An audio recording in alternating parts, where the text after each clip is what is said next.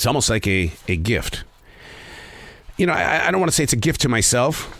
That's conceited. A little stuck on yourself. But to be able to have your journals in front of you. The words.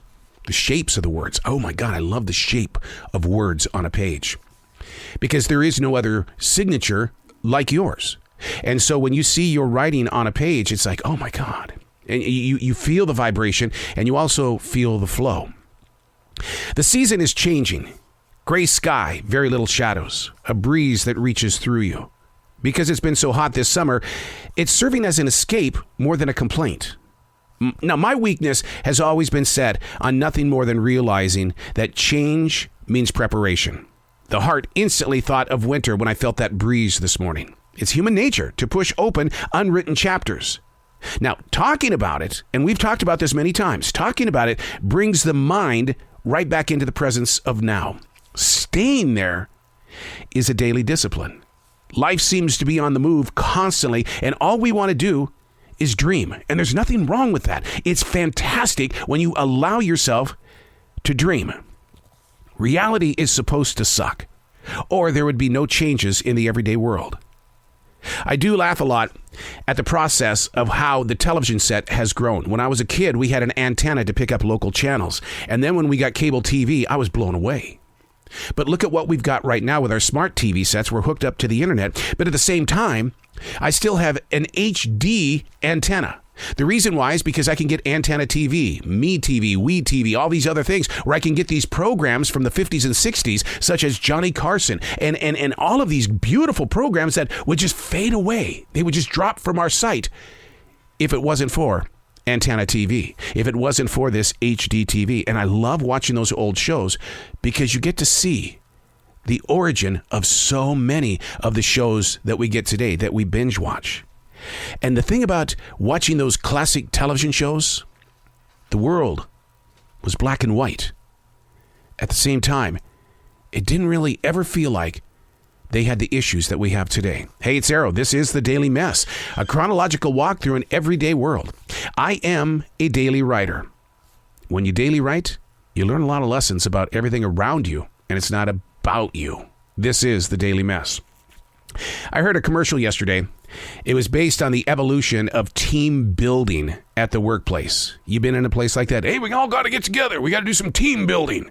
Well, it starts with identifying the department leaders, which serves as a disconnection to so many people who are always willing to try, but they're being overshadowed by these people that just constantly win every month. Oh, I vividly remember those gatherings and how the same three people constantly picked up their little rewards and their little bonuses and things like that. I've often wondered why big businesses spend thousands of dollars visiting obstacle courses and walking trails. You know, it's the team building day. Well, you know what? The same three sales reps and department heads are still glorified as the rest of us, we rode home on that long and winding road.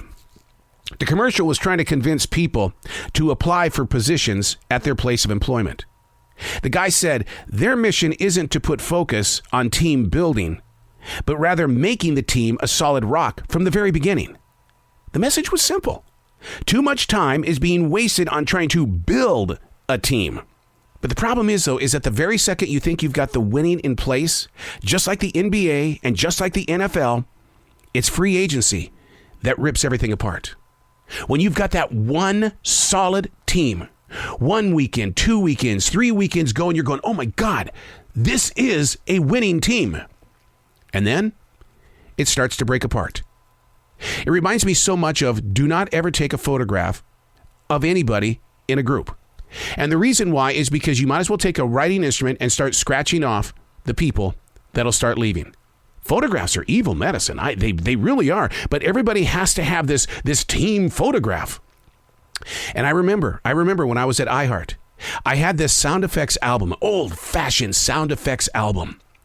And I thought, what am I going to do with it, man? I know. We have got this solid team of radio performers. It is never going to happen ever again. We're all in the same building. I'm going to have everybody autograph it, put their signatures on it. Everybody. And then it started to happen. It broke apart. And today, barely any of those players are even together. Wow.